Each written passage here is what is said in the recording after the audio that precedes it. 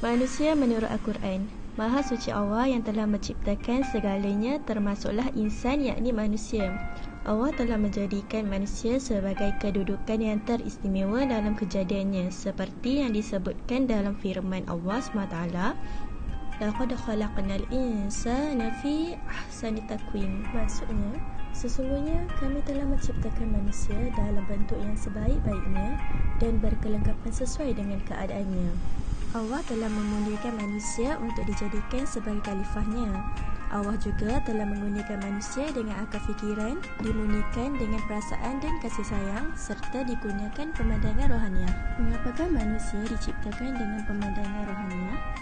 Ia supaya dengan itu manusia boleh memahami alam tabi'i, memahami dirinya sendiri dan mengenali Tuhan melalui tanda-tandanya yang ajaib, serta mengagungkannya dalam kebenaran dengan rasa gerun dan hebat dalam tauhid.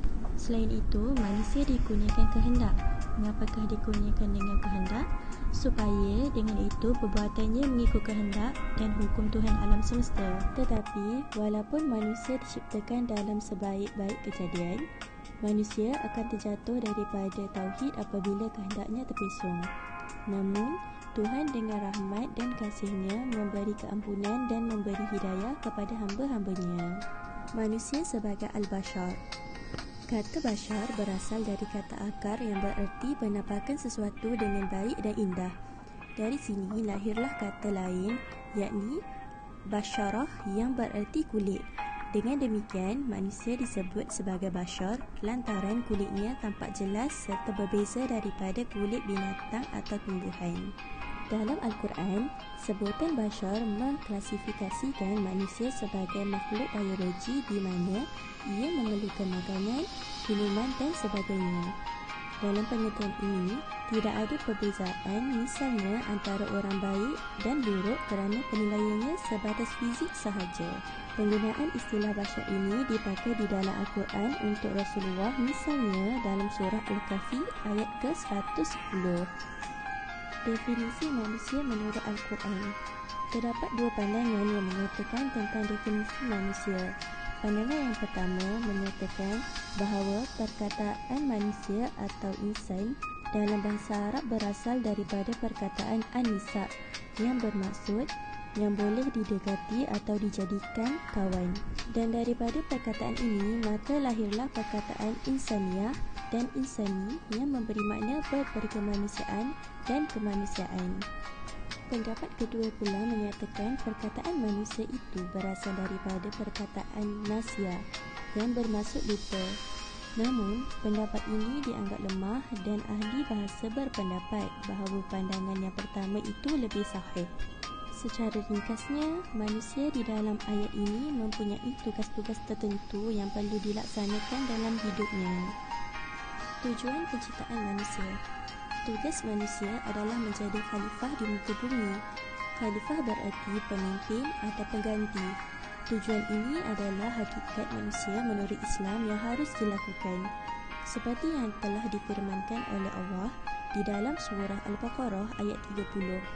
وَإِذْ قَالَ رَبُّكَ لِلْمَلَائِكَةِ إِنِّي جَاعِلٌ فِي الْأَرْضِ خَلِيفَةً قَالُوا أَتَجْعَلُ فِيهَا مَن يُفْسِدُ فِيهَا وَيَسْفِكُ الدِّمَاءَ وَنَحْنُ نُسَبِّحُ بِحَمْدِكَ وَنُقَدِّسُ لَكَ قَالَ إِنِّي أَعْلَمُ مَا لَا تَعْلَمُونَ. Maksudnya, dan ingatlah ketika Tuhanmu berfirman kepada malaikat, sesungguhnya aku hendak menjadikan seorang khalifah di bumi. Mereka bertanya tentang hikmat ketetapan Tuhan itu dan berkata, adakah engkau, ya Tuhan kami, hendak menjadikan di bumi itu orang yang akan membuat bencana dan menumpahkan darah berbunuh-bunuhan, padahal kami sentiasa bertasbih dengan memujimu dan mensucikanmu? Tuhan berfirman, sesungguhnya aku mengetahui akan apa yang kamu tidak mengetahuinya. Jelaslah bahawa tugas pemimpin adalah mengelola dan memperbaiki agar hal yang diatur dan dipimpinnya menjadi lebih baik. Maksudnya dekat sini, semua orang boleh menjadi khalifah dekat muka bumi ni. Tujuan yang kedua pula adalah untuk menyembah dan beribadat kepadanya berdasarkan firman Allah SWT, وَمَا خَلَقْتُ الْجِنَّ وَالْإِنسَ إِلَّا لِيَعْبُدُونَ. Surah Al-Zariyat ayat 56. Maksudnya, dan ingatlah aku tidak menciptakan jin dan manusia melainkan untuk mereka menyembah dan beribadat kepadaku. Ibadah ini mempunyai ruang lingkup yang luas, bukan semata terhad kepada solat, puasa, zakat dan haji semata-mata. Tetapi tugas dan kewajipan kita di dunia adalah ibadah juga. Ibadah ialah meliputi apa sahaja yang kita lakukan yang diredai oleh Allah, sama ada tutur kata, perbuatan dan tingkah laku. Dan yang terakhir, tujuan manusia diciptakan adalah untuk berlumba-lumba mengejar pahala akhirat. Seperti firman Allah, وَلِكُلٍّ وِجْهَةٌ هُوَ مُوَلِّهَا فَاسْتَبِقُوا الْخَيْرَاتِ أَيْنَمَا تَكُونُوا يَأْتِ بِكُمُ اللَّهُ جَمِيعًا إِنَّ اللَّهَ عَلَى كُلِّ شَيْءٍ قَدِيرٌ. Maksudnya, dan bagi tiap-tiap umat ada arah kiblat yang masing-masing menujunya. Oleh itu, berlumba-lumbalah kamu mengerjakan kebaikan, kerana di mana sahaja kamu berada, maka Allah tetap akan membawa kamu semua berhimpun pada hari kiamat untuk menerima balasan. Sesungguhnya Allah Maha Kuasa atas tiap-tiap sesuatu. Al-Baqarah ayat 148. Ayat ini menunjukkan bahawasanya Allah sendiri menyuruh manusia untuk berlumba-lumba mengejar pahala akhirat dengan kebaikan. Segala kebaikan tersebut akan diganti dengan kehidupan yang sangat baik, iaitu di syurga. Untuk itu, pahala akhirat bukan hanya simbol belaka, namun sebagai kredit poin kehidupan manusia untuk mempersiapkannya hingga akhir hidup nanti.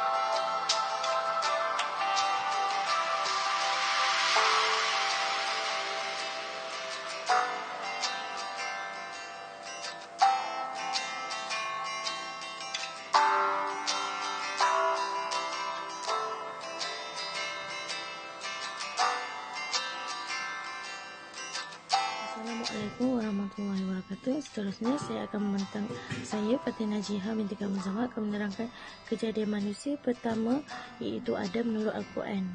Di peringkat awal sebelum penciptaan manusia, bermula Allah SWT telah berfirman kepada malaikat bahawa akan menjadi seorang khalifah di bumi ini, sebagaimana firman-Nya yang bermaksud, ingatlah ketika Tuhanmu berfirman kepada malaikat, sesungguhnya aku hendak menjadikan seorang khalifah di muka bumi.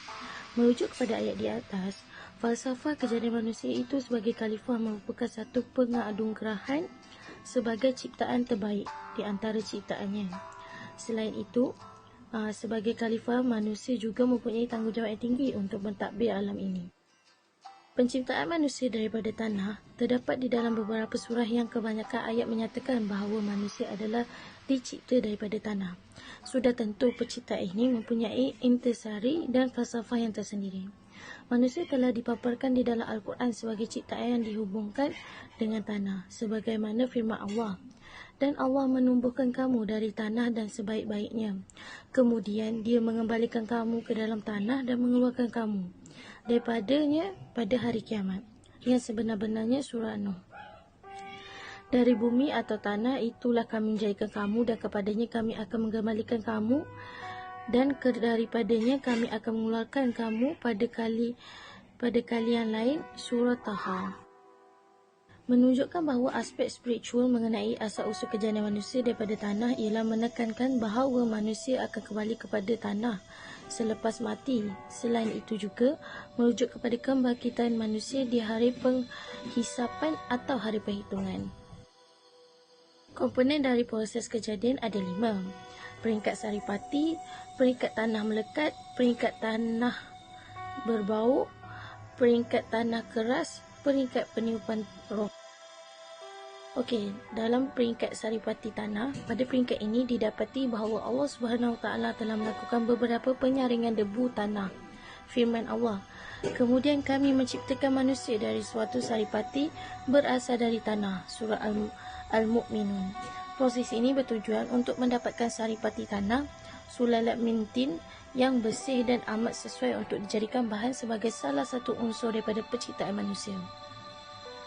Ini menunjukkan bahawa tanah yang digunakan ini telah melalui proses penyaringan dan bukan daripada tanah biasa sebagaimana yang manusia pada hari ini fikir. Ini amat bersesuaian dengan kemuliaan yang diberikan oleh Allah SWT kepada manusia dari aspek lain. Dipaparkan juga adalah kebesaran Allah SWT dalam penciptaan makhluknya dan dia sebagai khaliknya. Pada peringkat tanah melekat pula, peringkat tanah melekat sebagai firman Allah, sesungguhnya kami menciptakan mereka dari tanah liat. Sebagaimana diketahui, tanah liat pada dasarnya mempunyai sifat melekat. Al-Qurtubi menghuraikan bahawa pada peringkat ini keadaan tanah melekat atau menempel di antara satu sama lain, manakala selepas itu tanah ini akan menjadikan tanah yang keras. Pada peringkat ini, Al-Qurtubi juga menerangkan di dalam tafsirnya bahawa manusia pertama ialah dikaitkan dengan Adam dan dikatakan kekal sebagai satu lembaga dan berbentuk tanah liat. Selain itu, tempoh ia berada di dalam keadaan ini adalah selama 40 tahun sehingga sifat fiziknya berubah menjadi keras dan kering. Pada peringkat seterusnya ialah peringkat tanah berbau. Peringkat ini adalah merujuk kepada firman Allah yang bermaksud, dan sesungguhnya kami telah menciptakan manusia, Adam, dari tanah liat kering yang berasal dari lumpur hitam yang diberikan bentuk. Surah Al-Hijr. Diertikan juga sebagai lumpur atau tanah berorganik dan tidak tertumpu kepada pengertian lain seperti lumpur yang berubah-ubah berwarna hitam serta mempunyai bau sendiri. Ini adalah disebabkan proses penyebatian di antara tanah dan air yang telah berlaku. Peringkat tanah keras pula, maka jelas pada peringkat ini dari aspek fizikalnya manusia yang ingin diciptakan oleh Allah SWT berada dalam keadaan keras seperti sifat tembikar sebagaimana firman Allah yang bermaksud, dia mencipta manusia dari tanah kering seperti tembikar. Surah Ar-Rahman. Manakala Abu Hasan Al-Tibrisi menerangkan bahawa dengan fizikal yang keras ia dapat mengeluarkan deting bunyi yang gemericing serta berulang-ulang di udara seperti suara besi yang dipukul angin. Pada peringkat ini menunjukkan bahawa masa untuk Adam menjadi lembaga manusia yang lengkap sudah tiba. Pada peringkat ini juga, ia dilihat sebagai peringkat terakhir penciptaan manusia dari aspek fizikalnya, termasuk 3 peringkat dan terawal sebagaimana yang diterangkan sebelum ini. Ini adalah peringkat yang terakhir, iaitu peringkat peniupan roh. Peringkat yang kelima ini menunjukkan proses penciptaan manusia pertama Adam dari aspek spiritual, setelah aspek fizikal yang telah lengkap hingga ke tahap menjadi satu lembaga. Di dalam kitab Kisah Al-Anbiya, penerangan tentang proses penciptaan manusia yang seterusnya dipaparkan dengan amat jelas. Dikatakan Allah Subhanahu Wa Taala meniup roh ke dalam diri Adam melalui kepala, dan selepas itu malaikat akan perintah Allah telah mengajar Adam untuk memuji Allah, iaitu Alhamdulillah. Lalu dia menyebut, apabila roh masuk bahagian matanya, Adam telah dapat melihat dengan jelas buah-buah yang terdapat di dalam syurga. Selepas itu apabila sampai roh ke bahagian kerongka, Adam ingin makan, dan sebelum roh sampai ke bahagian kaki, maka Adam segera ingin menjangkau buah tersebut.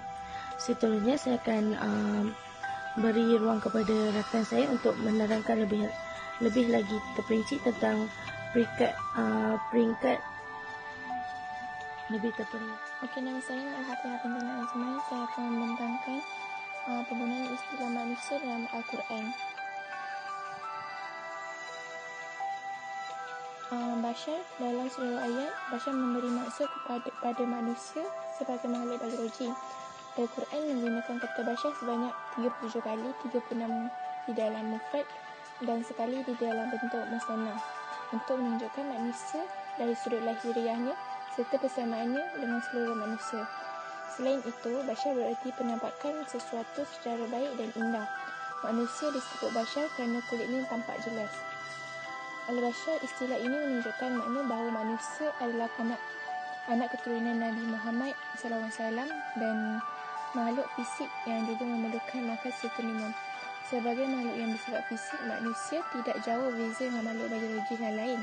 Kehidupan manusia terikat dengan kaedah prinsip kehidupan biologis seperti berkembang baik. Kata al-insan berasal dari kata nasiah yang berarti lupa, menunjukkan adanya hubungan dengan kesedaran diri. Manusia disebut al-insan kerana kecenderungannya akan sifat pelupa sehingga memerlukan teguran dan peringatan. Kata al-insan digunakan Al-Quran untuk menunjukkan kepada manusia secara keseluruhan, secara sempurna jiwa dan raganya. Insan dalam Al-Quran istilah yang digunakan untuk menyebut makhluk yang bernama manusia ini adalah insan atau al-nas. Insan atau is atau unnas atau al-nas sering diertikan sebagai jinak harmoni dan tampak. Hal ini telah disebutkan dalam Al-Quran yang At-Tariq, maka hendaklah manusia mengerti dari apa yang diciptakan. Insan memiliki erti melihat, mengetahui dan meminta izin. Istilah ini menunjukkan bahawa manusia memiliki kemampuan membuat dan berfikir dibandingkan dengan makhluk lainnya. Manusia dapat mengambil pelajaran dari apa yang dilihatnya, mengetahui yang benar dan yang salah, serta dapat meminta izin ketika menggunakan sesuatu yang bukan miliknya. Manusia dalam istilah ini merupakan makhluk yang dididik dan memiliki profesi yang dapat digunakan untuk mengembangkan ilmu pengetahuan. Al-Nas dalam Al-Quran, kata Al-Nas umumnya dihubungkan dengan fungsi manusia sebagai makhluk sosial. Al-Nas menunjukkan fungsi manusia sebagai makhluk sosial yang tidak dapat hidup sendiri. Manusia harus menjaga hubungan baik dengan manusia lain. Dari awal terciptanya seorang manusia berawal dengan sepasang lelaki dan wanita. Ini menunjukkan bahawa manusia tersedia bersaudara dan saling membantu. Dalam Al-Hujjat 13, manusia diciptakan sebagai makhluk bermasyarakat yang berawal dari berpasangan lelaki dan perempuan, kemudian berkembang menjadi suku dan bangsa untuk saling kenal mengenal. Sebagai makhluk sosial, manusia secara fitrah senang hidup berkelompok sejak dari bentuk keluarga kecil sehingga paling besar, iaitu bangsa dan umat manusia. Bani Adam, manusia dalam istilah ini memiliki keturunan Adam. Istilah ini digunakan untuk menyebut manusia bila dilihat dari asal keturunannya. Istilah Bani Adam disebut sebanyak 7 kali dalam ayat dan 7 ayat Al-Quran. Penggunaan kata Bani Adam menunjuk pada erti manusia secara umum. Terdapat 3 aspek yang perlu dikaji bila manusia dengan istilah ini.